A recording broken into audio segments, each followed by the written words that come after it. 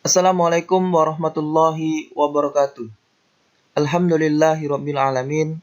Bertemu kembali bersama Ustadz Arif Setiadi, Matematik Teacher of SMP IT Islahul Ummah Prabu Muli. Dalam kesempatan hari ini, Ustadz akan menyampaikan materi transformasi, yaitu part pertama di translasi. Sebelum kita melaksanakan pembelajaran pada hari ini, marilah kita mengucapkan lafaz basmalah. Bismillahirrahmanirrahim. Adapun tujuan pembelajaran pada hari ini, setelah menonton video ini, kalian akan bisa yang pertama menjelaskan pengertian transformasi dan translasi, yang kedua menjelaskan hasil translasi sebuah titik, garis, dan bangun, yang ketiga menentukan koordinat hasil translasi suatu bangun datar menggunakan gambar atau rumus. Apa itu transformasi? Transformasi merupakan perubahan.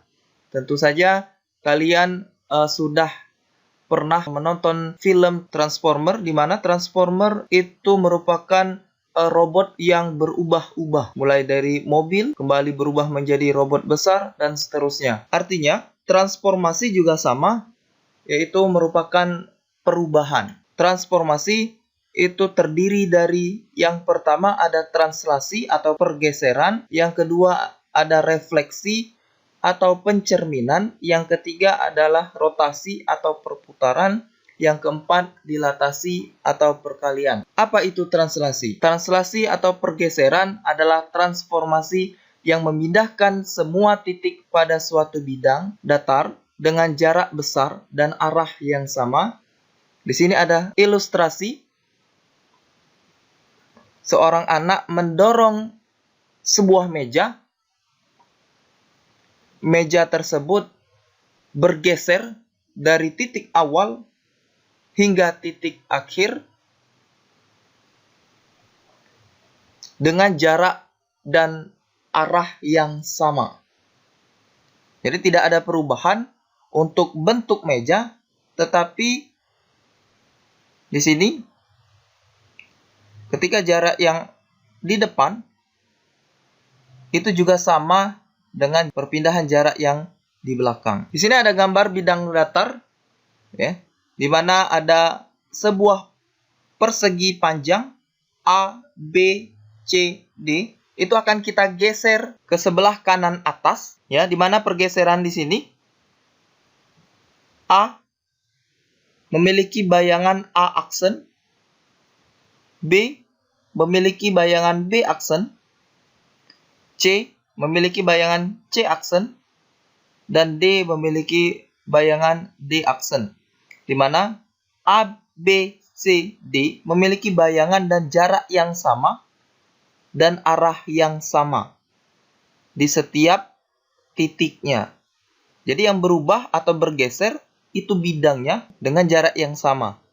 Jaraknya dari P ke Q. Konsep translasi. Di sini Ustadz punya bidang kartesius, di mana Ustadz mempunyai titik A 1,3. Jika titik A akan kita geser 4 satuan ke kanan dan 3 satuan ke atas, tentukan koordinat hasil pergeserannya. Yang pertama, 4 satuan ke kanan. Di sini 1, 2, 3, 4 ke kanan. Lalu 3 satuan ke atas. 1, 2, 3. Dan letaknya di sini. Artinya titik A aksen itu memiliki koordinat 5,6. Di mana di sini menentukan titik bayangan A, X, Y, di mana X ini adalah 1, Y-nya 3, dan ditranslasikan ke A, di mana A ini itu adalah pergeseran X-nya, dan B adalah pergeseran Y-nya. Ini sesuai dengan warnanya, ya, biar memudahkan dan memahami.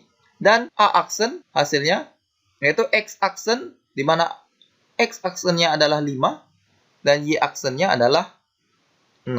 Kita coba lagi. Di sini Ustadz ada B, titik B, 6,2. Jika titik B ditranslasi oleh T sama dengan 2 dan min 5, tentukan koordinat hasil pergeserannya. Berarti 2 itu pergeseran dari X-nya.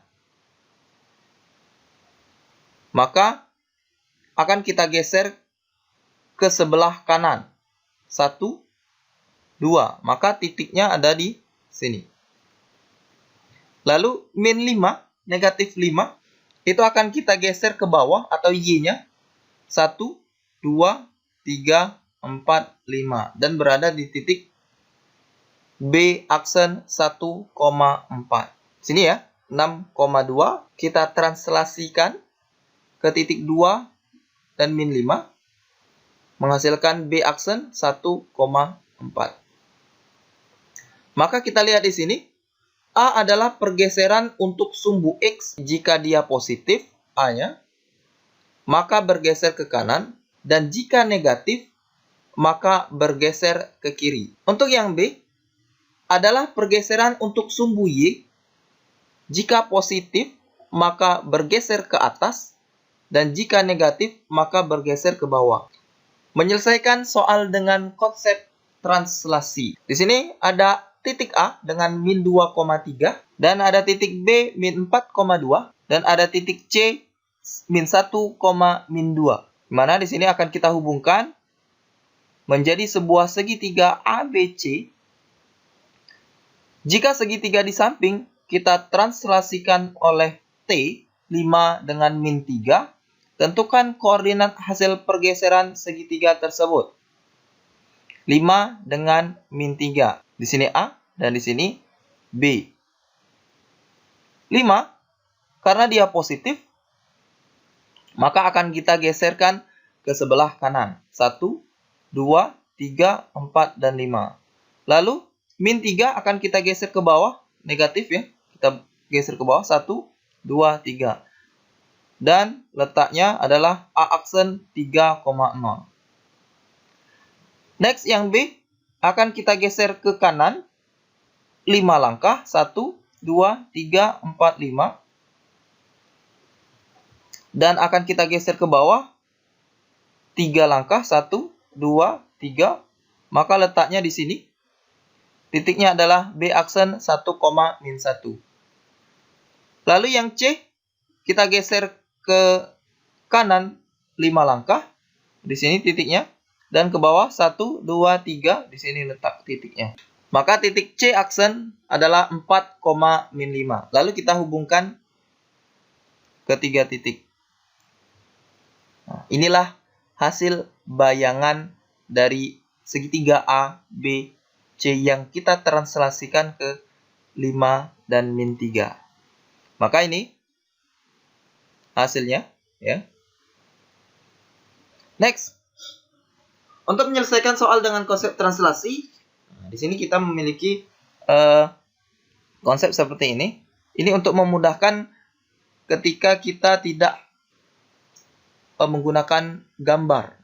Jadi kalau misalnya mau kita menggunakan gambar, nanti ketika angka translasinya atau pergeserannya lebih besar, maka kita cukup sulit ya.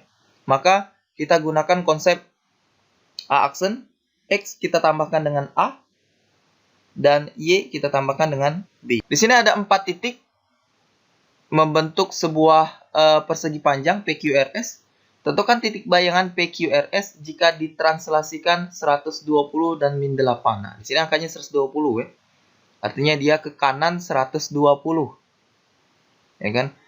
Kita hitung 120 langkah itu lumayan menyulitkan ya.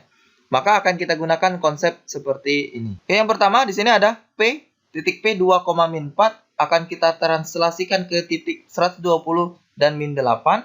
Maka 2 kita jumlahkan dengan 120 dan min 4 kita jumlahkan dengan negatif 8. P aksennya adalah 122 dan min 4 tambah min 8 adalah min 12. Oke. Coba pahami ya. Lalu Q 2,1 kita translasikan ke 120 dan min 8. 2 kita jumlahkan dengan 120 dan 1 kita jumlahkan dengan negatif 8. Maka Q aksennya adalah 122, min 7. Yang R, negatif 3,2 kita translasikan ke 120 dan min 8. Maka min 3 kita jumlahkan dengan 120. Dan Y-nya tadi 2 kita jumlahkan dengan B, itu min 8. Maka menghasilkan min 3 ditambah 120 adalah 117. 2 ditambah negatif 8 adalah negatif 6. Yang terakhir S, min 3 kita jumlahkan dengan 120.